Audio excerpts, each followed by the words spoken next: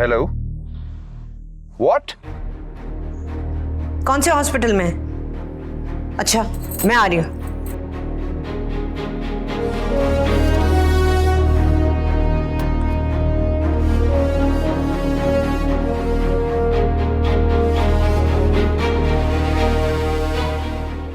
यहाँ पे कोई शकील एडमिट हुए? रबिया, शकील, तुम ठीक हो? तुम्हें कोई चोट वोट तो नहीं लगी? मैं तो बिल्कुल ठीक हूँ। मुझे फोन आया था कि तुम्हारा एक्सीडेंट हो गया, इसीलिए तो आया हूँ यहाँ। फोन तो मुझे आया था कि तुम्हारा एक्सीडेंट हो गया है। किस नंबर से कॉल आई है तुम्हें? ये देखो, ये नंबर है। ये तो जायान का नंबर है। जायान? कॉल करो इसे।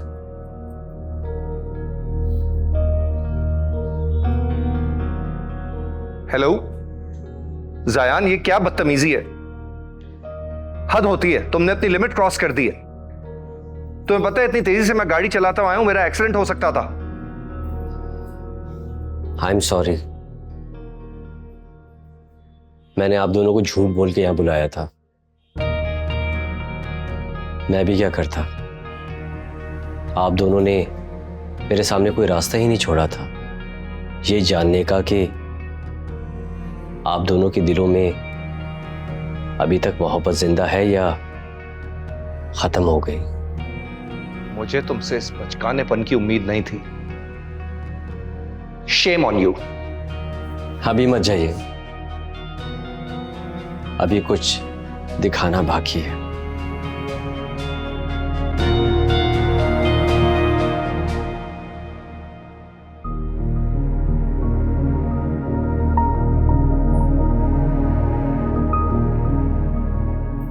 माय गॉड, ये सैर को क्या हुआ है? Leukaemia second stage.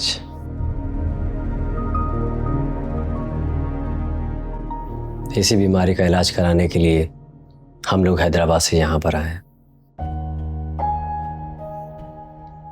ट्रीटमेंट तो शुरू हो गया है, लेकिन कंडीशन ठीक नहीं है। फिलहाल खून की कमी को रोकना है। हर गुजरते दिन के साथ इसको लगता है कि या तो ये जल्दी मर जाएगी या फिर हमारी मोहब्बत। और ज़यान हर रोज मुझे यकीन दिलाता है कि ऐसा नहीं होगा।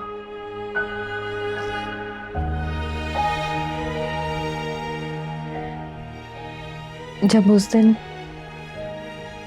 आपने हमें घर से जाने के लिए कहा ना, तो हम उसी दिन घर छोड़कर जा सकते थे। और ज़यान ने तो पैकिंग भी कर ली थी, लेकिन मैंने मना कर दिया क्योंकि आप दोनों की मोहब्बत के जो किस्से मैंने और ज़यान ने बाबा से सुने थे, मैं उन किस्सों का ऐसा इक़्तिदाम अपनी यादों के साथ लेकर नहीं जाना चाहती थी। इसीलिए हम रुक गए और वो सब कुछ करने की कोशिश करते रहे जो आप और मिस्टर शकील करते थे,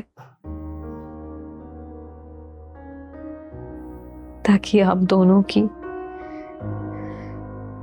सोई हुई मोहब्बत दोबारा जाग जाए। मियाँ और बीवी के रिश्ते की अहमियत एक दूसरे को तब पता चलती है जब उन दोनों में से कोई एक साथ छोड़ रहा।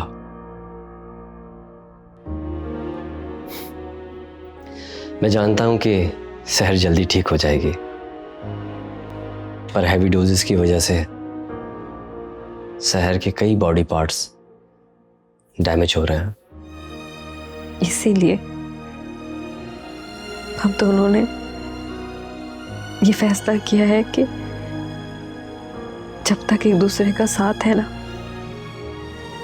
तो जिंदगी को खुलकर जी ले।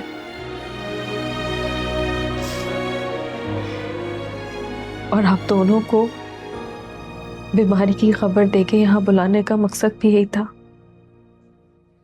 कि कि आप लोगों को इस बात का एहसास दिलाया जाए कि बिछड़ना किसे कहते हैं।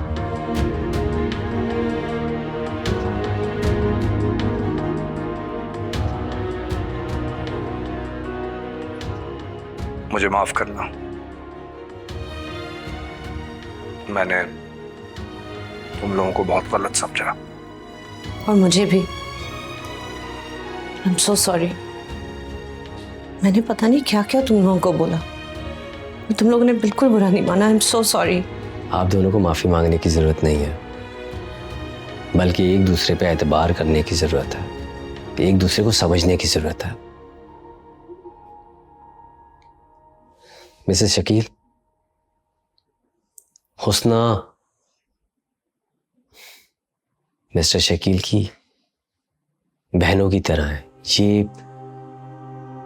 उन्हें अपनी बहन मानते हैं।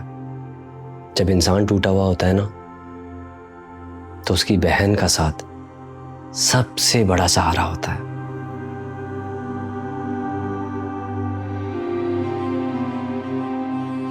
और आपकी मिसेस को तरक्की का खुमार नहीं था, बल्कि वो तो आपके साथ अच्छी जिंदगी गुजारने के लिए डबल मेहनत कर रही थी। और हालात का जो दुख आपके हिस्से में आया ना, वही दुख इनका भी है। और शायद आप तो दूसरी शादी करके ये नेमत हासिल कर सकते हैं, लेकिन इनका दुख तो परमानेंट है। मैं दूसरी शादी करना ही नहीं चाहता। क्यों करूंगा मैं दूसरी शादी? अगर मुझे दूसरी शादी करनी होती तो रबिया के साथ एक ही छत तले क्यों रहता? रोज पुरानी तस्वीरों को देख देख के क्यों गुजरी हुई मोहब्बत को याद करता? Shakeel, I am so sorry. अगर उस रात मैंने तुम्हें घर से नहीं निकाला होता ना, तो ये रंजिश इतनी गहरी नहीं होती। पर कसम से तुम्हारे लिखे हुए खत मैं रोज रात को पढ़ती हूँ। कसूर सिर्फ तुम्हारा नहीं है, मेरा भी है। अगर तुमने मुझे अपनी बात कहने का मौका नहीं दिया तो मैंने कौन सा तुम्हारे दिल का हाल जानने की कोशिश की? तो मैडम सर, अब तो आपको इस बात का यकीन हो गया ना कि मोहब्बत कभी नहीं मरती। हाँ, वैसे मैंने सोच लिया था, अगर आज मिस्टर और मिसेस शकील की सुलह ना होती ना, तो आज के बाद मैं खुद को सहर कहना छोड़ देती। तो फिर क्या कहती? तो फिर मैं खुद को मिसेस ज़ियान बेग कहती। अच्छा।